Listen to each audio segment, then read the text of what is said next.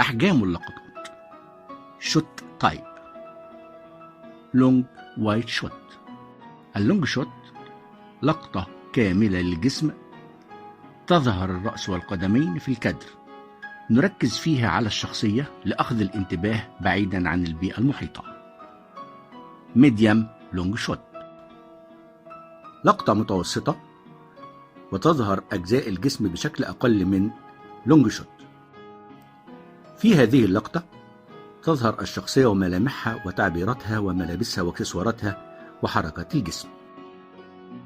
كاوبوي شوت، اللقطة الأمريكية، استخدمها الأمريكان في تصوير أفلام الغرب الأمريكي لإظهار السلاح الذي في جنب الشخصية.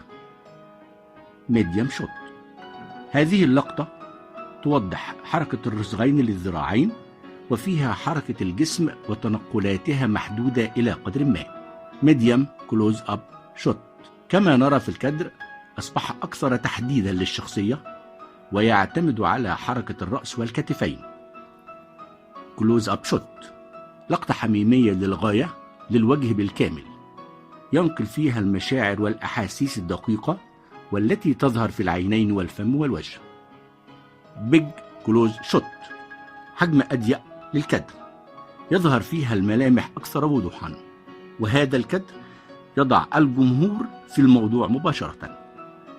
اكستريم كلوز أب، وهذا أقرب قرب للكاميرا، تركز جيدا على إحساس الجزء المصور، وهي لقطة تؤكد رد الفعل لحدث ما.